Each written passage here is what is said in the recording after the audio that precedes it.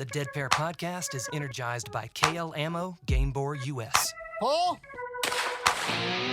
Welcome to the Dead Pair Podcast, coming in hot with everything you want to hear about sporting clays. Guy Fieri. How are you, gentlemen? Thanks for having me. Anthony Matarese Jr., how you doing tonight? I'm doing pretty well. Welcome back, David Radulovich. That's a net positive 50 minutes. Brad Kidd. Corey Cruz, thank you for joining us this evening. Now I feel awkward. With your hosts, Jason Rambo One more Red Bull for you. and Sean Alley. Woo, yeah! Christmas. Let's do it. Often imitated but never duplicated. It's the Dead Pair Podcast. And now, it's showtime. It's showtime, Mr. Alley. Yes, sir. How's it been going, Mr. Rambo? Doing good. I'm on a Staying busy? Yeah, yes, I am. We have completely scrapped the tower design that we had. Too expensive. Wasn't selling enough. So completely scrapped it, started over. Myself, the engineers, the designers, we sat down and we came up with something that is stronger, lighter, quicker to assemble, and cheaper. Hey, there's the magic word. There's yes. the magic word. So, but yeah, we've been hard at work at that. As you know, I've had health issues, so I've been hard at work at that. Right. Trying to improve myself and shed a few pounds and, I don't know, maybe hit the gym every once in a while. Maybe. And I know you're buried in flyers and banners and stuff flying everywhere. I walk in the door and I've got life-size people on posters scaring the crap out of me. And Yeah, a little scary thing when you walk in the door. it's like, whoa, who's that dude? Who's that guy? So, busy, huh? Yeah, busy. Not with just work, but we just got done kind of doing a remodel on our house, so we're moving back in this weekend. We're going to be moving everything back in, so I've been very busy with that and getting, furniture and all kinds of odds and ends wrapped up. So. Sure. Well, I mean, I know you're not going to nationals, so you haven't been practicing for it, but I've been trying to bust birds 3 times a week now. And Yeah, just this whole year's been tough for me with the home remodel and all the other stuff that's been going on. Haven't had a chance to practice as much as I'd like, and unfortunately, having to pull the plug on the nationals is a heartbreaking thing for me because I really did want to go, but with all the stuff that's left to do, and it's not right to let my wife shoulder that responsibility by herself. So. She's been carrying your weight long enough. She has been, and she's tired. Yes, that's a lot of weight to carry. It is. It is. Poor girl.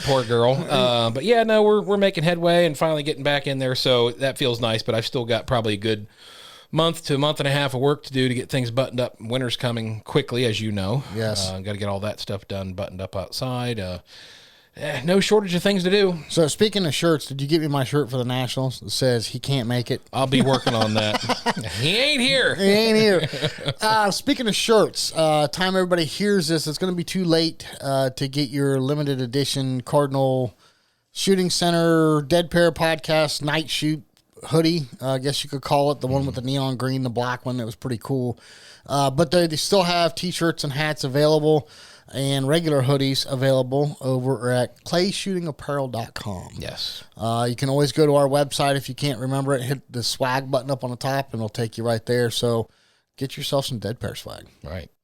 Well, we've got kind of a neat, interesting podcast this evening. Yes. Got a nice guest coming on here to talk about some cool stuff. Mr. Clint Hinton. Yes. And I know you two have been talking about a lot of different scenarios. Yeah, man, I tell you what, if there's ever been a guy that you just want to sit down and have a drink with and tell stories, it's this guy. I mean, I had such a great conversation with him probably 3 or 4 times leading up to this, so I'm anxious to get him on the phone and hear what he has to say. Cool. Well, let's do it then. Well, geez, don't be so pushy. Sorry. Man, throwing your weight around again. Sorry. Hey, everyone, stick by. We're going to get Clint on the phone right now.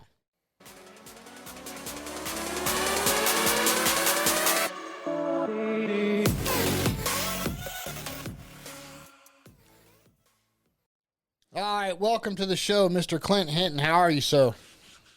Doing good, Jason. Hope y'all are doing good tonight. Hey, Sean, how you doing? Good, doing good, Clint. Glad to have you here tonight. Jason was telling me a lot about you guys been talking outside the studio, so I'm really interested to hear some of the stuff you got to say. Well, no, we can't talk about it. Now, remember, Clint, we got lawyers that say we can't tell that stuff. Yeah, well, we all have to have good lawyers. That's correct. Well, Clint, for those that are listening and don't know you, can you tell us a little bit about who you are, where you're from, a little bit of background, and what class you're in and all that fun stuff? Absolutely. So Obviously, my name's Clint Hinton. My hometown is Decula, Georgia. A lot of people mispronounce the name of my hometown. I have heard Dacula, Decula, Dracula on the news before, local news. So, Wow. so I try to abbreviate how you say my hometown. It's Dacula. Dacula. But yeah, I've been shooting all in all probably 22 years now. Didn't start shooting registered targets until 2007, sometime later that year when I became a member of the NSCA. And ever since then, it's been a good ride. You know, I've enjoyed shooting. Something that was kind of special to me. I feel like, you know, all those years ago when we first started shooting clay targets, it was sort of a recreational thing for us to get ready for dove season and quail season here in Georgia. And that was usually throughout the fall. And what was kind of sentimental and special to me, the first place I ever shot clay targets was at Cherokee Rose in Griffin, Georgia. And, you know, we shot there for quite a few years. And then finally it just kind of shut down due to different exchanging hands. And then when I finally got to see it revamped and reopened back to its former glory, that was kind of sentimental for me, getting back to my roots and going back to Cherokee Rose all these years later. So that was something special to me. Currently I'm in master class. I've been in master class now coming up 13 years, you know, and I feel like every year that goes by, I learn something new, and that's what you want to have. You want to have that kind of progress where you feel like you're learning something new as every year passes by. Well, Clint, if you don't mind, can you share some of your major accomplishments that you've had since you got up to the top? Absolutely. It's not a lot. There has been some noteworthy ones that have kind of been near and dear to me. Probably where it started for me, sort of my, I guess, the climb to the top and the boost that I needed was in 2013. I won junior at the U.S. Open at Backwoods Quail Club, and the year was kind of steady after that. And then next year, the following year in 2014, which was the last year for me being in the junior concurrent, I won the national championship in the junior concurrent, and it was a good way. That was, to me, the most memorable win, because that was a good way to finish out a full category like currents. So, you know, junior categories obviously 17 to 21. So me being 21 that year, that was kind of a memorable win for me, because that was the last year I was in the junior category. Now, you had some pretty stiff competition that year, right? We did. The junior concurrent, I would say for 2 or 3 years there, was pretty stiff. That was a tough category to compete in. I mean, and it is still to this day, because you've got sub juniors and juniors running and gunning, and they're able to compete with the big dogs at the top of the game. You'll see their names, you know, every once in a while. Let's just say every other shoot. Yeah. Major shoots, you know, regionals, U.S. Open, state shoots. You'll see their names at the top just as much as you see the big dogs at the top. Oh yeah. Oh yeah. But in 14, didn't you say you were up against David, and who else was in there? So I believe it was David, Brady Sims. He's from up north somewhere. I believe Brady is from Pennsylvania. Hunter Dreher was from Texas, as well as Matt Fisher. I believe my cousin was in junior at the time. I don't know if you know my cousin, Will Hinton. He shoots for the AMU, the Army Marksmanship Unit. Mm-hmm. So there was, at one time, I would say within a 2-year period, I think there was 10 juniors that were at the top at all times. So that year that I won the junior category at the national championship, it was a nail biter, especially after day 2, because we were so separated only by one target apiece. It just went down the row, one target apiece, and that's how it ended up being on Sunday. I think between the 5 spots in junior, we were only separated by like 6 targets. Wow. Now, did that weigh heavy on you when you were out there shooting, knowing the competition that you were up against? It does, especially if you look at the scoreboard after day 2 at the national championship, and you know that you're in the running and you have a shot at it. it's kind of like I want to step away from my phone and quit looking at win score and quit looking at the scoreboard in the parking lot, and kind of want to just step away and have an evening where you're relaxed and you have a good dinner and you get your mind away from what's going on and the contention that you have going into Sunday, especially. Gotcha. All right. You and your family owned a club for a number of years, correct? Well, we actually managed a club. It was the Elbert County Gun Club in Elberton, Georgia. So we managed it from late 2007 all the way to August of 2014. And did you have hands-on experience in that, or not really much? Not much. It's kind of ironic. We were just kind of thrown into the mix of it because we went to this club to shoot, and I think they needed some help financially. They needed a little bit of a boost to kind of revamp the club to its former days. And so my dad he agreed to accept the position of president of the gun club. And from there, it was kind of like getting thrown in the fire and having to learn how to set targets, how to work on machines, basically groundskeeping of the club and what keeps people interested in coming back to that club. Gotcha. So is your dad a shooter as well? He is. My dad's been shooting since clay targets wise. I mean, he's been shooting since around 1984. And he actually had a membership all those years ago when Cherokee Roads first opened up. So I take it he learned a lot, and your family probably learned a lot about what it takes to make a shooter happy, what kind of things you have to do to maintain the course, and then also all the other stuff, the not so much fun stuff, the amount of work involved in doing all that, right? Correct, and all three of those factors really play in. For one, when you're running a club, keeping your shooters happy is the main thing. So which means it could be in a multitude of things, but by definition for me is setting good targets. Nothing too stiff, nothing too fluff, as we say. Mm-hmm. And constantly changing your courses around. Because I remember to keep people interested in coming back and shooting your targets, I would change the course along with my dad, and we had a friend, and we had a club manager also. We tried to change the course up every 2 weeks. Mm-hmm. To me, that's what keeps your shooters coming back. They want variety. They want to see a change. And even moving the stands around, showing them a little bit different terrain as well. Yeah. Well, Jason and I have been to many clubs where you can tell trap hasn't been moved forever because the grass has grown up, a foot and a half, 2 foot around it. So you're like, okay, this target's been thrown the same way for the last, 2 months. So yeah, it's definitely important to move those targets around. It is, and that's what keeps your shooters coming back. Even on the 1 day registered shoots, at the time we were down there, we never held a major shoot. Most of our shoots were just 1 day Saturday registered shoots. Mm-hmm. But we usually tried to keep the crowd coming back. Even if the next shoot wasn't for a month or 2 months away, we tried to prepare a good lunch for everybody. And we had good numbers at shoots. We would have, as a small club like that, we would have over 60 shooters.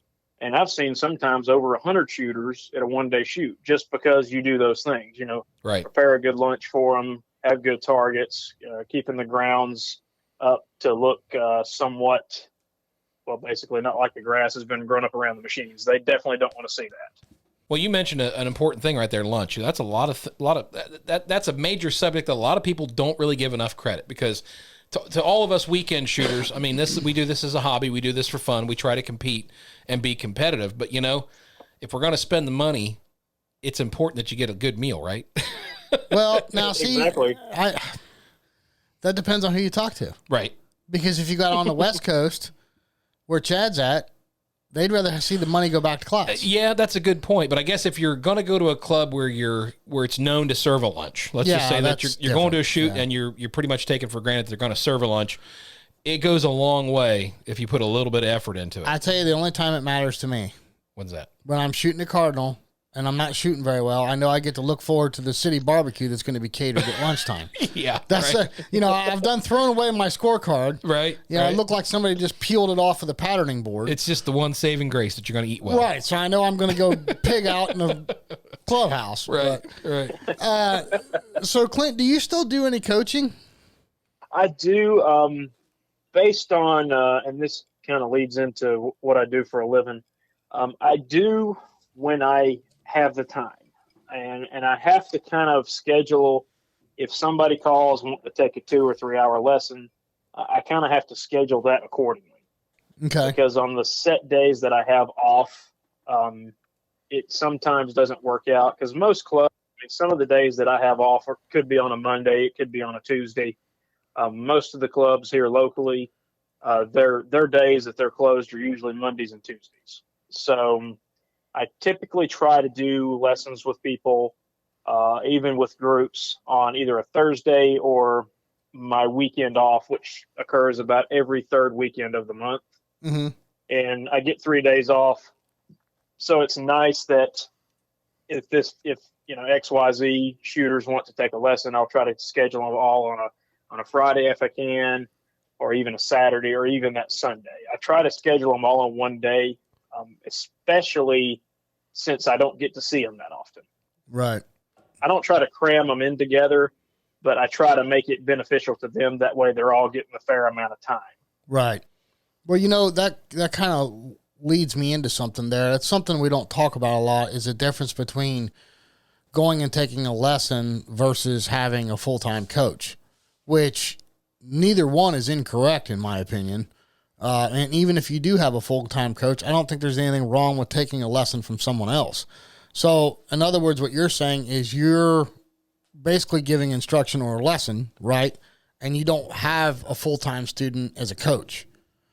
Is that right? That's correct. Yeah. So you take a guy like Bill McGuire that really doesn't have a set home club, and he really doesn't coach a student. In other words, somebody that's going to contact him throughout the week and talk about things, and maybe go for a fresh up once a month or whatever. But there's nothing wrong with that. You can still go take a lesson from somebody like yourself, Clint, or from Bill, and learn a lot, even if you are working with a coach full time. Am I correct in saying this, or do you see what I'm trying to get at?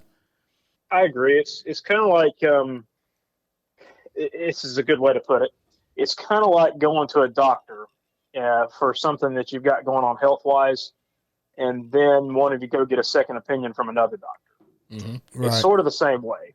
You want to hear both sides of it, what their synopsis is, what you could change in yourself.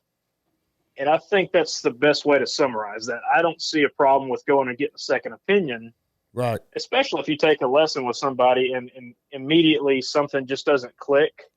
And not to say that it always does when you're teaching somebody or working with them on something particular on a course, or if it's a particular target. I think that it doesn't hurt to go get a second opinion.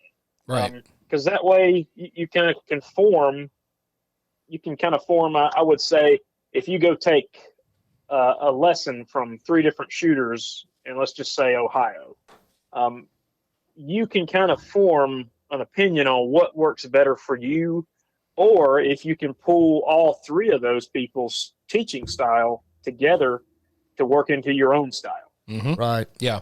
Because I think that's one of the things. I mean, there are certain coaches that kind of preach their methodology, and their methodology is the only thing that's going to work. And then there's other coaches who are a little more flexible. I think that, if you're going to do yourself a favor, it's probably good to go out and get a little bit of experience from different people. And like you said, hopefully pull some little nuggets of wisdom and knowledge from different coaches. I mean, Coach A might be your standard coach, but then taking a lesson from another coach at a different time may open up some doors and may make you think a little bit differently on certain subjects. I mean, would you agree with that, Clint? I agree.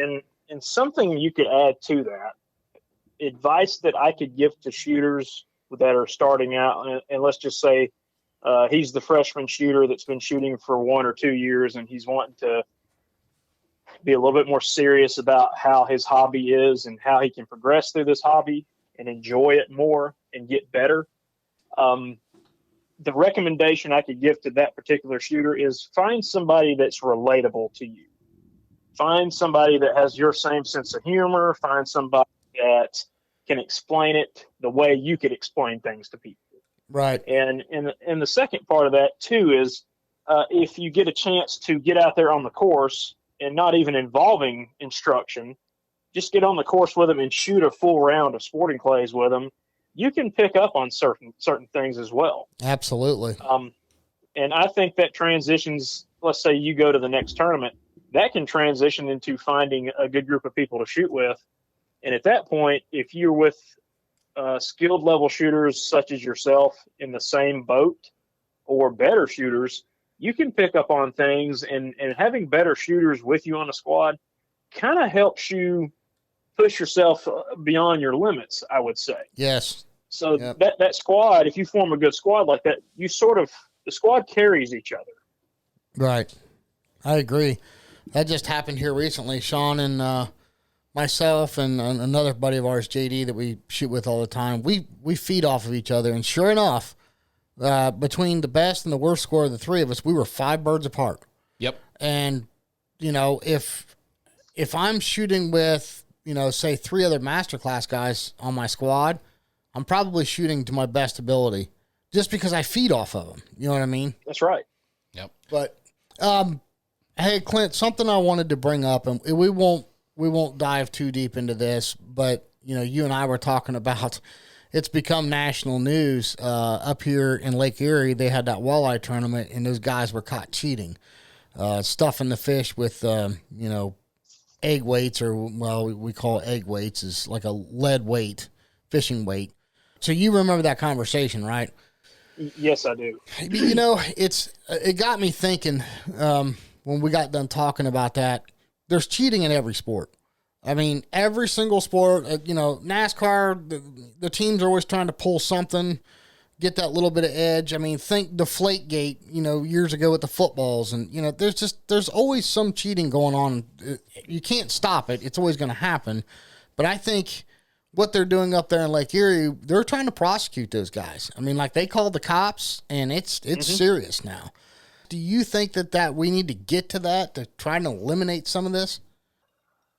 I would say so, because after I heard about what happened on Lake Erie and saw the 2 guys and watched the full video of the weigh-in, they weighed in everybody, and of course, I guess it was their dumb luck, and kind of, you could call it karma, I guess, but they were the last ones to weigh in, and the guys before them, I would say it was like at least 3 other teams that weighed in prior to them within a matter of 15 minutes. You look at the highest number for the 5 fish, and those guys were like 18 pounds and something, maybe within a couple ounces over 18 pounds. And then when these 2 guys come to weigh in with 5 fish, they were over 33 pounds. So immediately to other competitors that were fishing that day, that's a major red flag. Mm-hmm. Right. So luckily, the guy that was, the MC announcing the weights as everybody weighed in, I mean, I don't know if you watched the video, but he went over there and actually pulled the fish out of the weigh bags and put them in the basket, and noticed that a couple of the fish had part of their gut cut. And that's when he reached in and felt egg weights and found cut up fish fillet in the bellies of the walleye. Wow. So, and within all of that happening, you hear in the video, you hear police sirens, and the police were there within, I would say, 2 or 3 minutes. So I mean, honestly, after watching that, and I know, reading the article that there was only $29,000 on the line, but still that, whether it was a 6-figure tournament or $29,000, that's still a lot of money. Right. Yes. And I guess where I'm going with this is the authorities were called, especially since there was lines. So it's to that point, they were called because they knew these people had paid their money to get in this tournament, and to them, this could be a form of gambling. So it's kind of like trying to count cards in Vegas. You can't do that. Mm-hmm. Right. So that's, I've read several opinions from other, like Bassmasters down here in the South, what they would do. Should there be any sort of legality charges put on them? Should they be arrested? Should there be a permanent ban? And this kind of relates to sporting clays. We've had cheaters in the past, whether it's been through, saying, oh, I saw a piece off a target and intimidating some poor 15, 16-year-old girl or boy that's, trapping on the stand or reffing the stand, whether it's through trapper intimidation or through, hey, he's got an ally watching his back in the squad and saying, hey, he's calling chips for the guy. Right. I think that, until we actually start making an example of cheaters in any sport, whether it's fishing or shooting or golf, I think until we start making permanent examples, we won't change anything that happens. So I would just say if we catch people cheating in a tournament where there's a lot of money involved, I mean, it should be a one and done. We should just eliminate this probationary stuff and go straight to a permanent ban. Yeah, I think if you're shooting for a plastic trophy, ban the guy for the rest of the year from that club, right? But if there's money on the line, I think it needs to go a little deeper. Yeah, because it's almost like theft. I mean, at that point, Correct. You're basically stealing somebody else's money, and that's the bad thing about anybody who's honest. You're always going to get the short end of the stick if somebody's creative enough to come up with an idea on how to cheat the system, right? I agree. I would agree.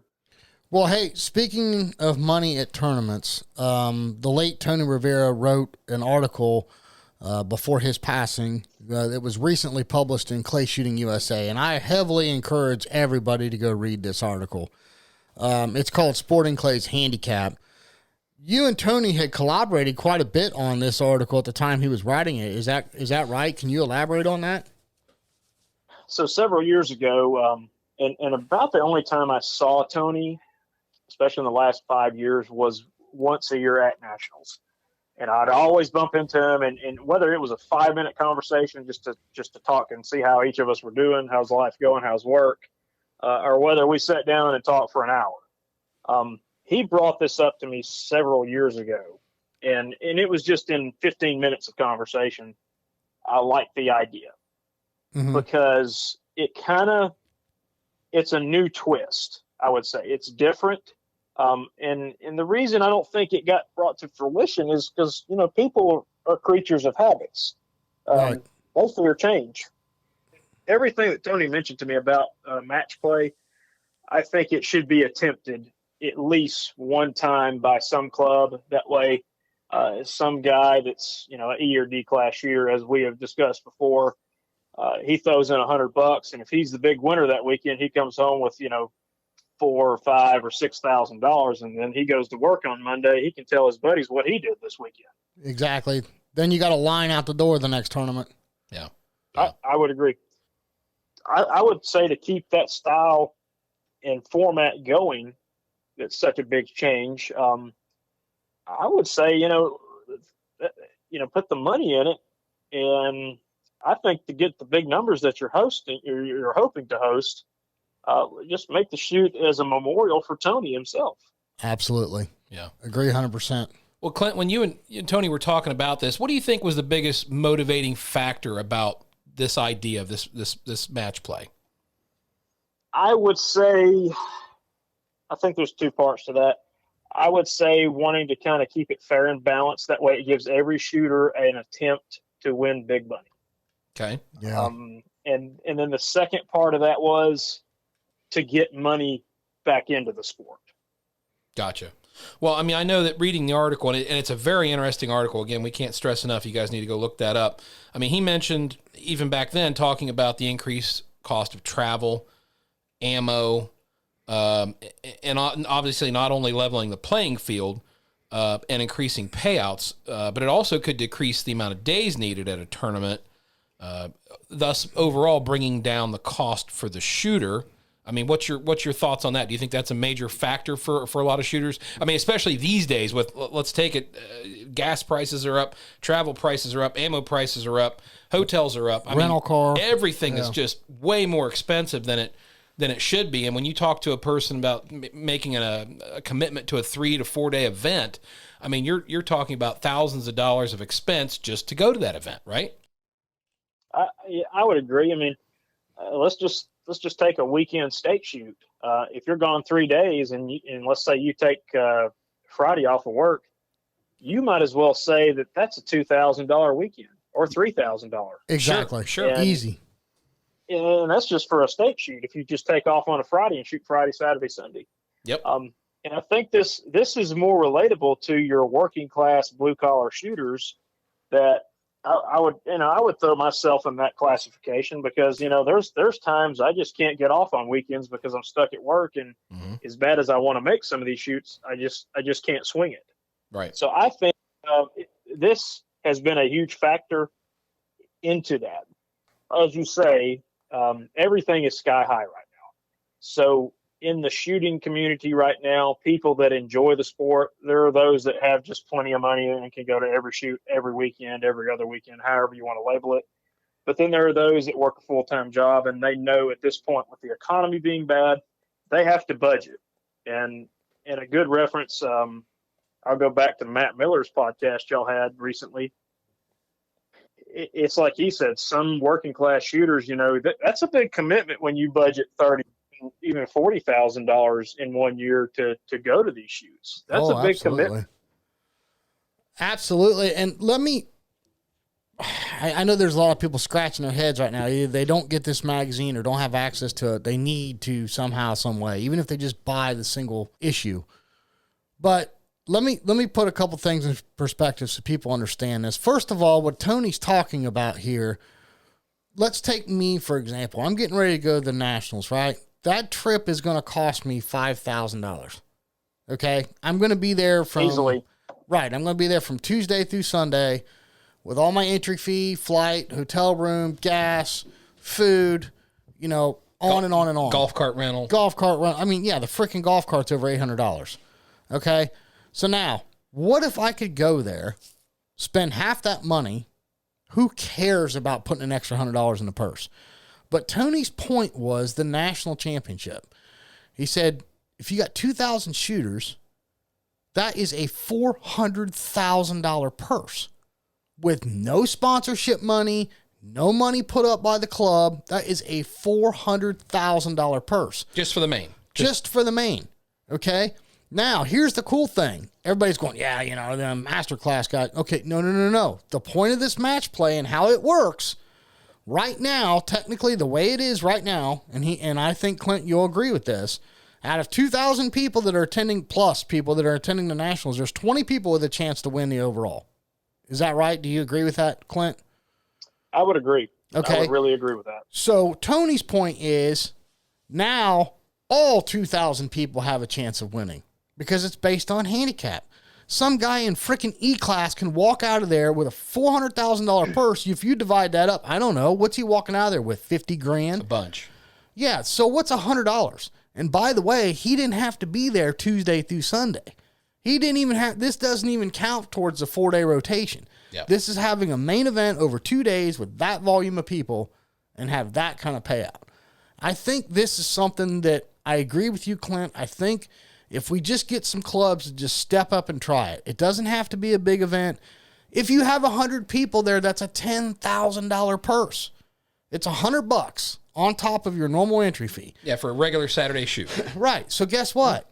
There's a $10,000 purse, and it doesn't matter what class you're in or what your averages are because it's all based on your averages, right? So you're going to get a handicap in this. And it doesn't matter what class or what your ability is, you have a chance of winning serious money. That suddenly, all of a sudden, puts all this expense for this game into perspective. Mm-hmm. If you're a C-class guy and you don't have that $30,000 or $40,000 budget towards shooting, let's say you've only got 10 grand you could put towards the whole entire year of shooting. All of a sudden, you could walk into an event with $200 entry fee and walk out with $5 grand. You just made half your year's budget. Mm-hmm.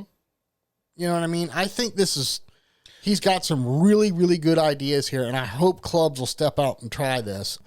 Go read the article. Man, I'm telling you, it's... The potential's there. The potential's there. It really is. And just to rewind on that, one thing I will point out, when we ran the gun club for those 7 years, we had a lot of people complain about an issue that I didn't see as an issue.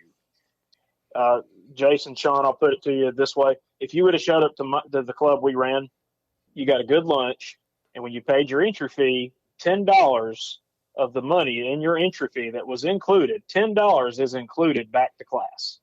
And so many people complained about $10 because they didn't want that. They didn't want to pay the extra $10. It was like, well, I understand that, but it's included with your entry fee.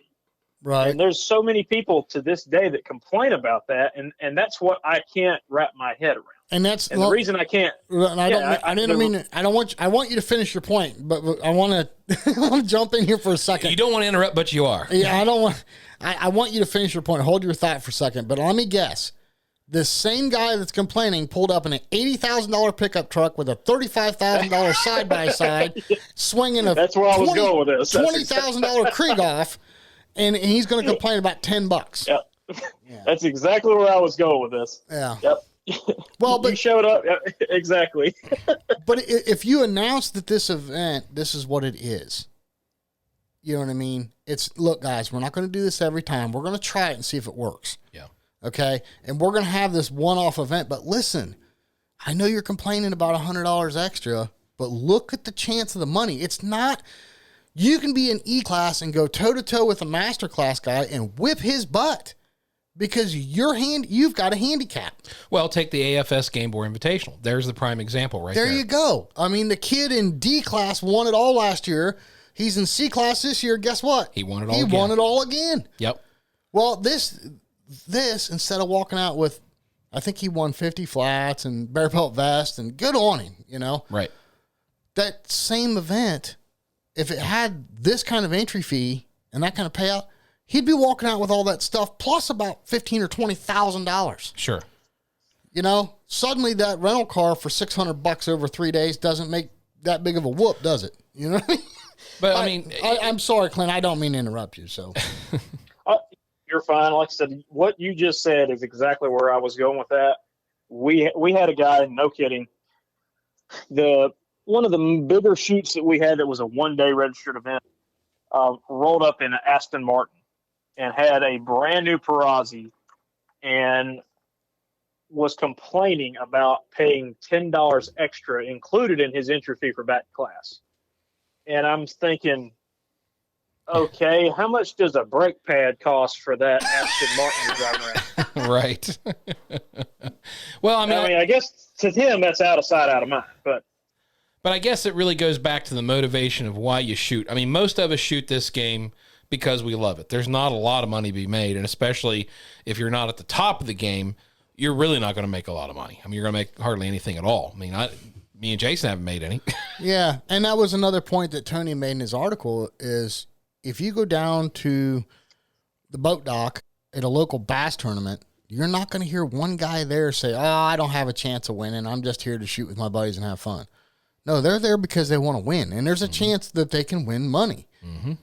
Well, what if we change that outlook on sporting clays instead of just doing it for fun, where there was a chance, regardless of your ability or class or whatever, to win some money? Man, this might be a serious growth opportunity for this sport and for the clubs. I mean, think about it this way. If a club is struggling to get 100 people in the door and all of a sudden they've got an abundance of people, 300 people that show up for a tournament, what's that do for that club? You know, I mean, I don't know. I'm getting wound up about it because I'm excited. But all it boils down to is doing it that first time. I think it needs to be done. And I'm telling you right now, I'll throw this out there, and Sean's going to hate me for this. If there's a club that's willing to try this and go by Tony's format 100% to a T, I'd be happy to announce it. I don't care where you're at in the country. I'll be happy to announce it right here on the Dead Pair podcast and help try and get some people there to try it. I ain't going to hate you for that. Okay. I'm right alongside with you. Okay. Sean's phone number is 614. Stop it. Stop it. I told you were going to hate me for this. Well, I didn't know my number was going out in public, so yeah. Well, hey, here's the cool thing about it. This shoot wouldn't even have to be registered. Exactly. Like, that's the cool thing about it. Yes, agreed. Of course, now I probably just made somebody from the NSCA mad at me, but Well, it's okay though. they'll get over it. Yeah, but I mean, this is something new, right? And if they try it and it works, and the NSCA goes, "Hey, we haven't seen any registered," I mean, I don't know what the communication is with clubs, but if they say, "Hey, we haven't seen registered targets for a while," but like, I got 500 people showing up to shoot this thing every other weekend. Maybe they raise an eyebrow, and maybe they'll come to their attention, and maybe they'll try it, right? I mean, I don't know. I mean, look, nobody ever got successful without risking something. So somebody, please, for the love of God, that owns a club, take a risk and try this. Crickets. I got crickets. Well, I'm not crickets. I'm in awe. I agree. Yeah, no, I'm in total agreement. I think that it needs to be tried. I think that until you do it for the first time, you're not going to know what the response is going to be. But again, I think the tricky thing is it boils down to what motivates a shooter to go to a tournament. What takes a person that just goes out and breaks clays at a club with their buddies, and then they make the decision to go ahead and become registered shooters and register with the NSCA. Because me and you were totally happy going to the club years ago and just busting clays. Right. No money on the line. We were having fun. We enjoyed it. Right. And now we got into registered sporting, and I enjoyed even more, as much, if not more, than we shot back then. And it's still not money that motivates me to go to a shoot, but I wouldn't mind the chance to win a little bit of money. Right. Well, see, that's our competitive nature. That's why we enjoy registered targets. And this goes back to something that Anthony Mattery said on his podcast. How many of your buddies enjoy golf? Okay, let's say you got 20 of them. Okay, how many of those 20 play golf tournaments all the time? What, maybe I don't one? enjoy golf. I'll just throw that out there. But to his point, so, okay, let's say you got 20 of your buddies that are big-time golfers, right? They're diehard golfers. They're out there, even in the pouring down rain, whacking that little white ball around. How many of them are tournament players? Maybe one. So, you know, it's okay to enjoy the recreational side, but what if they can go to something like this and they got a chance to win some money? Yeah. I mean, if you look at the PGA Tour, I know I'm using golf as an example here, but if you look at the PGA Tour, and I please, nobody beat me up. I don't know the exact numbers. The guy that's in like 35th place gets more money than I make in a year. Right. Okay, for whacking a golf ball around for 2 days, he just made, 150 or 200 grand or whatever ridiculous amount of money it is. Well, we have all complained about how expensive this sport is. What if you had a chance to win some money back? Right. For $100, sign me up. I am there. I mean, Clint, am I making any sense here, or am I just babbling? I mean, it does. It makes me think about taking up golf and start and have to go more too. I would agree. 35th place doesn't sound too bad, does it, Clint? Yeah, we'll see you at the Waterbury Open. But I mean, it's something to consider. I think that I would agree. I mean, who knows? Even with match play, you could be 35th place and probably still take home, I don't know, $1,000. At that level. Yeah. And I think that's a good weekend for the average Joe. Yeah. Absolutely. At least to offset some of the costs going to the tournament. Especially even if you break even at that point. Yeah. Yeah. No doubt. Clint, we won't dig too much deeper into this. I think we could wrap up a whole episode in that match play, though, and it's something I think what needs to be talked about. But moving on from that, you made a mention of the Matt Miller podcast, and you had told me privately on the phone that, what he said on the podcast rang, it was rhetorical with you. Talk a little bit about your work schedule and how you, like, so many other people can relate to Matt. Well, I mean, my work schedule, you could almost compare it. I mean, I work in funeral care, and people ask me, you would not believe the kind of questions that I get about my job. Have you ever seen this before? Do you get this? Do you sleep well at night? Do you work odd hours? Do you do this?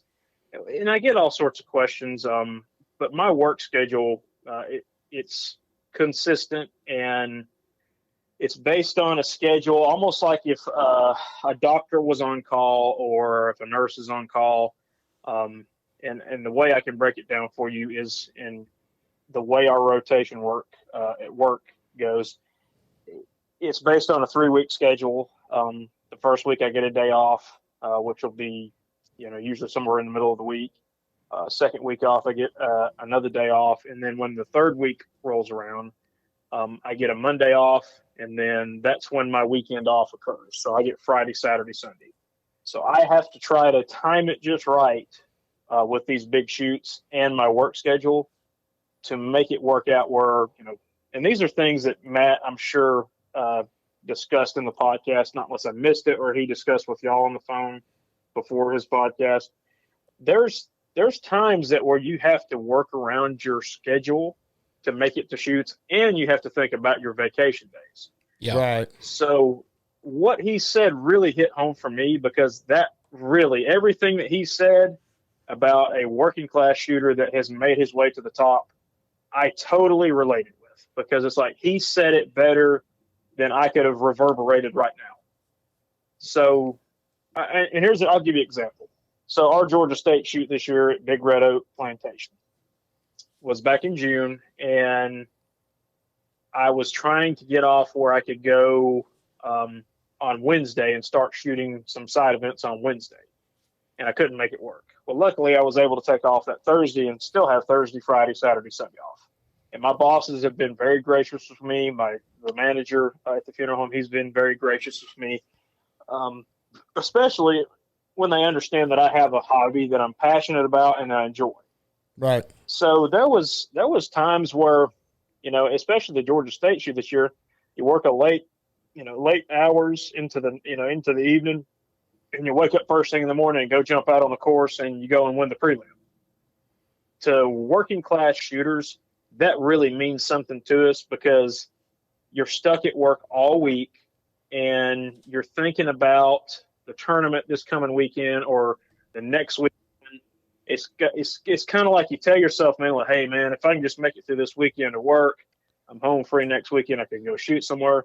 It's almost like being at work and being stuck there kind of gives you a little bit more motivation and drive to do better each shoot that you go to. Oh, yeah. Yeah. I agree. I'm right there with you. So let me ask you this, Clint. I'm going to try and wrap this into somewhat of current events. We got the Nationals upon us here. What do you do now based on your work schedule to try and get ready for the Nationals? And if you're, let me throw this let's make this two parts here. So what do you do now to get ready for the Nationals, and what do you recommend maybe somebody that doesn't have the volume of targets that you have, they're planning on making that trip to the Nationals? What do you recommend that they do as a coach to prepare for the Nationals? Well, it really depends. Are we talking about like a person that's like a first time attendee, or somebody that's kind of seasoned, that's been shooting, say, 5 years? 5 years. Well, I'll tell you what. Let me think about that while you give your answer to the first part. What are you going to do to get ready? Okay, so for me to get ready for the national championship, personally, I don't feel like I need to go out and shoot a lot. And here's why. I don't have a lot of time now. Fortunately, tomorrow being Thursday, which is I'm actually off tomorrow.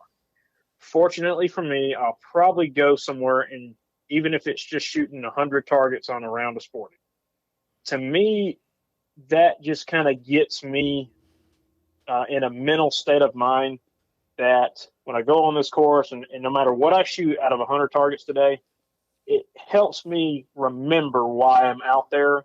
And it's almost like getting the gun warm again before the next shoot. Okay. Keeping the gun fresh, kind of keeping your gun fit. Another challenge for me this year, I set out last year in August after getting a physical. And, of course, every time we go to the doctor, your primary doctor is going to tell everybody, hey, you need to lose a few pounds. Hey, you need to lose a few pounds. And after hearing that for 3 years in a row, I finally decided to make that change and lose a few pounds. And I ended up losing 35 pounds in a year. Wow, congratulations. Thank you. I really appreciate that. And it was a slow roll. I tried to stay active as much as I could based on the work schedule that I have, and tried to hit the gym as much as I could, which ended up only being about 1 or 2 days a week. But just to kind of keep myself a little bit lighter on my feet and to feel healthier, I changed my diet around. And that has been a challenge for me this year as far as, I wouldn't say gun fit, but this kind of goes into when you lose weight, it changes everything. Yes. And I guess I'm sort of a wimp when it comes to recoil. I was that guy that always had to shoot ounce and 8, 1300 or 1250, thinking that was the advantage. And I became such a wimp. I resorted to shooting 1 ounce 1300, 1 ounce 1250, and I feel a lot better about that now and that decision to do so, because it actually saves on your shoulder. It really does. Yes. But going back to the the preparation for nationals, I try to get myself in a frame of mind like, hey, you know, this is almost like a vacation for me. So I want to be able to enjoy that time off, even though I'm going to shoot and going to try to win. So I treat it as a vacation almost, especially that I can get that time off away from work. Mm-hmm. And that just kind of helps me get in the right frame of mind. And it's visually, when I get to the shoot, mentally before the shoot, I try to prepare myself to put myself in shoes towards the future of where I can see myself placing at the shoot. And that has a lot to do with the confidence that you have going into the shoot. Right.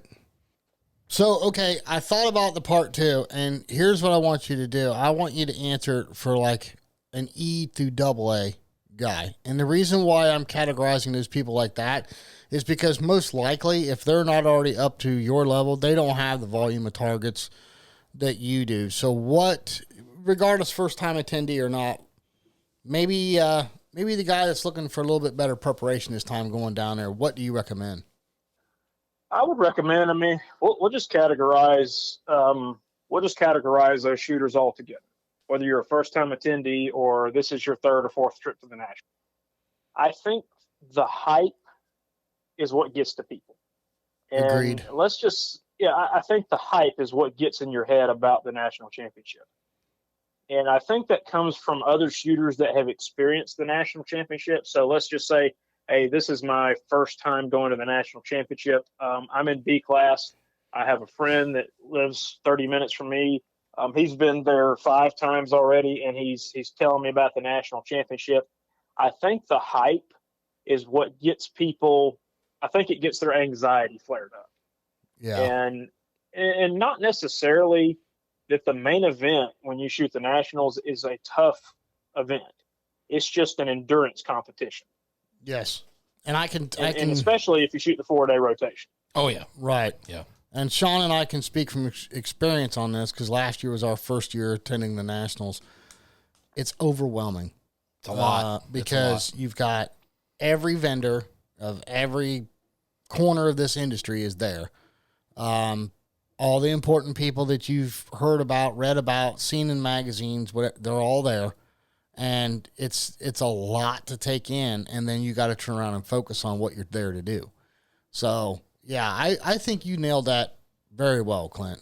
Well, without a doubt, the National Championship, you could describe it's the biggest goat roping and pony show that there is. Yeah. I mean, it is. It really is. That's well said. That's well said. I mean, it is. Well, Clint, do you have any sponsors or anybody you want to thank, anybody that's helped you out along the way? Oh, absolutely. I mean, I would point out primarily, I would like to thank DuPont Krieghoff and Krieghoff International. Between DuPont Krieghoff, Kimball, Rollins, Leslie, Tim, and KI. I give a lot of credit to these guys. I mean, Alex and Betty, Betty and Dieter Krieghoff, Alex Deal and Will Fennell. I give a lot of credit to Will Fennell, Rollins Brown, and Kimball DuPont for helping me get to that point and helping me with sponsorship on both ends between DuPont Krieghoff and Krieghoff International. And they have been just super, super, super great to me, very supportive. Next month in November, I will have been with Krieghoff International and DuPont Krieghoff for 7 years now. And they've been a big blessing. And I know you guys are bear pelt guys, and I don't want to come to a shocker to y'all, but I wear a Castellani vest. And, between Castellani and Ultimate Shooting Accessories and Sound Gear, Tom Lotus, he's just been an awesome, super guy, extremely supportive, and I couldn't be more happy with those guys. They have been just a big blessing. I'll just repeat it. They've been a big blessing to me, in the years coming and the years past. Well, they have a great shooter. All of your sponsors have a great shooter in you, Clint. So, everything that they're doing for you is well deserved. Yeah.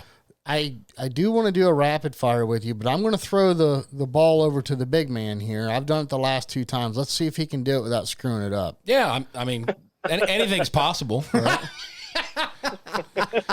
Well, Clint, you listen to the show, so you know what it's all about. And I know you just answered a few of my questions, but we'll start off from the top if you're ready to go. All right. So absolutely, fire away. All right. So what gun do you shoot? So right now I shoot a Krieghoff K80 Parcours. It's the standard. I shot at fixed barrels for about a year and a half, and then I ended up having Briley put thin walls in it. But currently, I'm shooting thin wall extreme chokes and a pair of 20s out of the gun. Okay. And what's the length of the barrels on that? 32 inch. Okay. Porting or no porting? No porting. Okay. I'm too lazy to clean it. Oh, I got you. Yeah, I don't like cleaning porting. But I tell you what, though, you're recoil sensitive. You'd be surprised what that eliminating that muzzle jump will do for you. Yep. I'm telling you, we're gonna introduce you to the guys over at Rhino before it's over with. So on your Briley chokes, what's your go-to constrictions when you're shooting sporting? He said 20. Do you listen? Oh, I didn't hear him say 20. Sorry. Oh my God, he's borderline. He's gonna screw this up, Clint. I'm gonna take it away from him. It's all right. Yeah. I shot the Brileys for about a year and a half, and then I ended up swapping to extreme chokes. And I'm very pro having a light front end on the gun, because growing up as a boy, you get used to shooting field shotguns, whether it was a 1100 Remington or a Super X1 Winchester or a Model 12 pump. You get used to shooting field guns, and that gun has the feel of a field gun and the sight picture of a field gun. That's why I like it so much. Gotcha. That's awesome. What are your go-to shells, and what's the recipe? So let's say before I used to shoot ounce and eighth a lot. Lately, the shell that I have really gotten close with is, as I mentioned, a lot of 1 ounce, between 1 ounce, 1250 feet per second and 1300 feet per second. But lately I've been shooting the Game Bore Evos, the 1 ounce, 1250. There you go. Okay. 7.5s or 8s? 90% of my shooting, I like 8s. I like the extra pellets, especially shooting if we have a lot of biodegradable targets. I'm a big pro 8s guy. I'll shoot 7.5s if we have a rabbit at a distance of 40 yards or better. But I'm an 8s guy. That's what I like. Okay. You said you're a Castellani vest wearer. What about your glasses?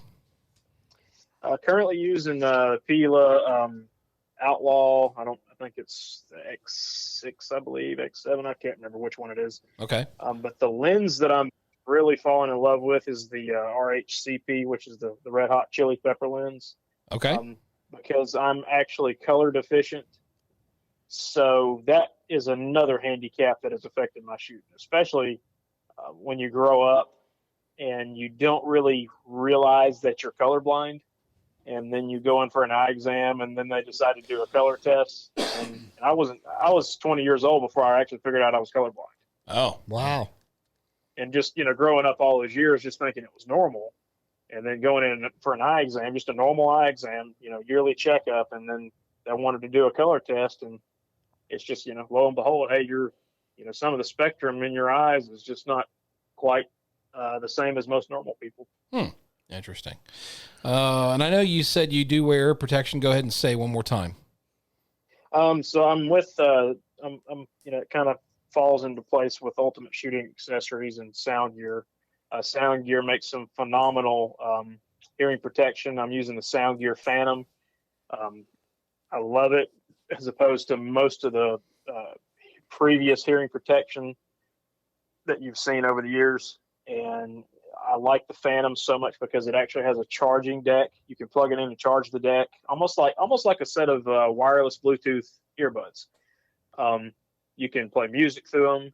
You can take phone through them if you had to on a course, if it's that important. And I like it because they don't break the bank. I've seen some people spend $2,000 or $3,000 on a set of electronic earplugs, and where you got Sound Gear Phantoms, you're only spending just a little over $1,400, and you're getting wireless ones that don't take a battery. You charge the deck that they're on, you place the earplugs on the deck to charge, and you can charge the deck that they're on, and that deck should last quite some hours. So it's I love them, and when I got these, I truthfully didn't realize how deaf I was until I put them in. Yeah, the Phantoms are what Sean and I have, except for Odo Pro specifies the technology that goes in them. and they're just a little bit more enhanced. So yeah, we've basically have somewhat the similar set that you do, and I can testify they are awesome. Yeah.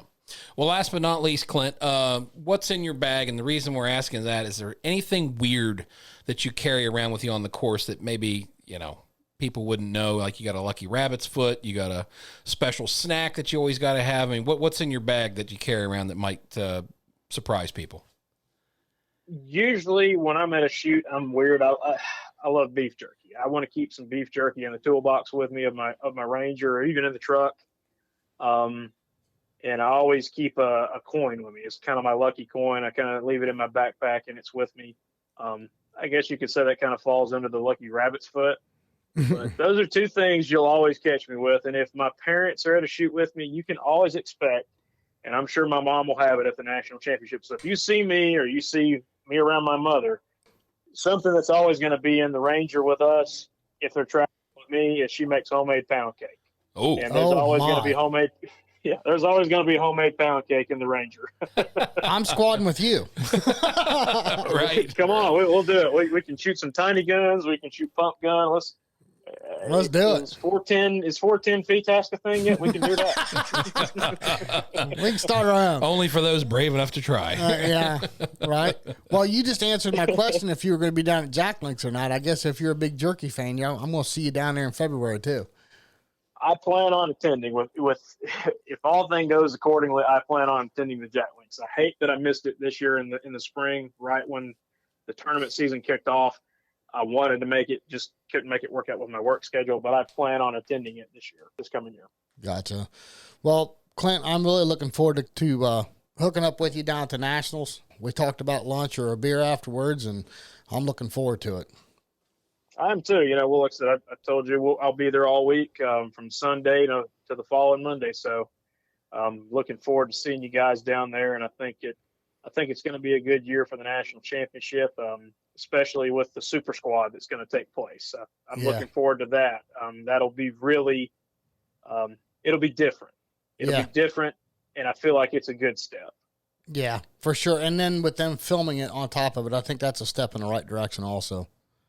I think so.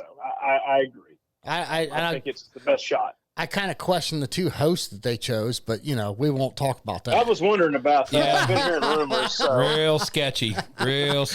Oh, yeah. Well, hey, anyway. Moving on.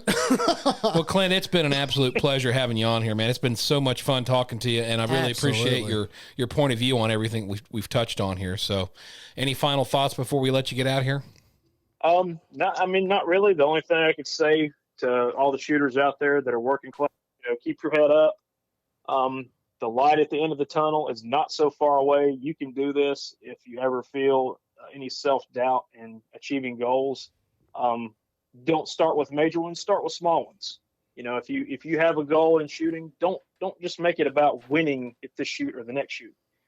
Make it a small goal. Let's say my NSCA average is 77.2%. Well, by the time the next year rolls around, let's try to make it 79%. Let's start with small goals. You start with small goals, they lead to bigger goals, and good advice I could tell people when you're out there on the course shooting, find a good group of guys you enjoy shooting with. It's nice to be cordial to everybody you meet in the shooting world, but find a good group of guys. Keep your circle small. Keep a good group of guys and gals, but keep that circle small. And the reason I say that is because those are the people you can fall back on. Those are your friends. That's who you can depend on. Yeah. And if any, we talk about goals sometimes. You hear a lot of shooters that have been interviewed in recent years. You can date it back 20 years almost. They talk about the goals for their shooting for the next part of the future. You could say, hey, I want to go on and win on the U.S. Open or win a national championship or win the World FTASC. Sometimes I feel like my goals are a little different in the shooting world. I want to be a positive influence for everybody that I meet, even if people just hear about me and have never met me.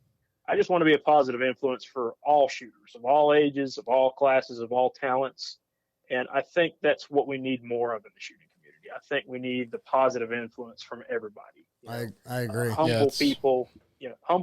That's what we need. That's well said. So Yeah, as a whole, I think sporting clays, there's not a finer group of people. I mean, you can compare it to any other sport, and I really believe, truly, that there's not a finer group of people than the people you meet around a gun club. And I think if your advice hits the right ears and they take it to heart, I think you're correct. I think that's what's needed, is to stay humble and be a positive influence. I think that's only going to help solidify the sport, I guess, is what I'm trying to get at. I think so. And one specific audience you could look at is the people that are on the road to masterclass. The advice I give them while doing all of these things that I mentioned is don't rush it. Just enjoy the ride. Enjoy the ride to it. Don't get in a hurry. Enjoy every shoot as they come. That's the best way I could summarize that. Yeah. That's well said. Absolutely. I totally agree. Well, Clint, thank you again. As usual, there's so much more we can talk about, and we'd love to have you back on here in the near future. Yep. Maybe we'll get with you this winter when things slow down a little bit on the shooting season, and get another episode with you, because I'd like to dive a little bit deeper into some of these subjects. I agree, and I think we could easily do that. We could even bring up a little bit how some of our hunting season could go as well. There you go. I like it. Let's plan on it. Well, Clint, thank you again, bud. We're going to run. It's been an honor and a pleasure having you on. Well, I really appreciate you guys bringing me on. Sean, Jason, y'all have been an absolute pleasure to talk with. You too, man. You too. Have a good night, and hopefully we'll run into you soon. Yes, sir. Hope to see y'all at the national championship. Yes, right. sir. We'll See see you, you, buddy. Yes, sir. See you guys. Bye-bye. Well, Jason, I don't know what you think, but that's one more guy speaking from the heart, another blue-collar working man shooter with a lot of great info, and hopefully everybody else got a bunch out of that. Yeah, my head's still reeling. There's so much information there that we kind of spewed. I think we could have gone another hour, even though this one kind of ran long. Easily, and I think we will definitely be getting Clint back on. Definitely. And, seriously, I just can't stress it enough. If you don't subscribe to Clay Shooting USA, we are no way affiliated with them. We're not trying to push their product, but go get that issue just so you can read that article, if nothing else. Yeah, and I don't know. Do they have an online option to get on there? They do. They have a digital version. I get the magazine, the physical copy of the magazine, but they do have an online option. And it might be worth it just to buy that issue. Yeah. And just so you can read that article, because God bless Tony. Yeah. I think he had some really good. I think he was on to something. Oh, 100%. Yeah, 100%. But, aside from that, Clint Hinton, the guy's well-spoken. I know we ran a little bit long. I don't want to edit any of that. I think it was very well said on his behalf. Yep, and it's all valid. It's all valid. Every bit of it is. And I think people can get something out of it, just like they did the Matt Miller podcast, which we've had a big response out of. Yep, and even he mentioned it. Yeah, absolutely. Sean, this all goes back to what we tell people every week. Yep. Take somebody shooting. Take them out to a charity event. Get a gun in their hand. Take them to a registered tournament. Turn them on to this sport that we love and enjoy every time we're out there on the course. Or, God willing, yeah, take them to a club where there's a new match play going on. Right. Hopefully something soon will be coming up with that, and hopefully we're one of the first guys to announce it. Yeah. Hey, look, I was sincere when I said that. If there's a club out there that's willing to put it on, go by Tony's rules and his format, and they want to give it a try. Yeah. Reach out to us. I'll be more than happy to announce it. I'll be more than happy to push it for you, And Sean, I think you're on board. Yeah, definitely. I think it's a great idea, and I think it'll help grow the sport, and it'll actually probably interject some more life into it as well. Absolutely. Until next week, Mr. Alley, we're going to book out of here, but... We can't wait to see you all back here on the Dead Pair Podcast. We'll see you next time on the Dead Pair Podcast. The Dead Pair. The Dead Pair Podcast is energized by KL Ammo Game Bore US. The Dead Pair theme song was written, arranged, and produced by Toby Tomplay. Special thanks to the following sponsors: Bear Pelt, Negrini, Rhino, Otopro, Dawn Grant, Atlas Trap Company, RE Ranger, Woolly Shooting, Folded Wing Apparel Company, and White Flyer Targets.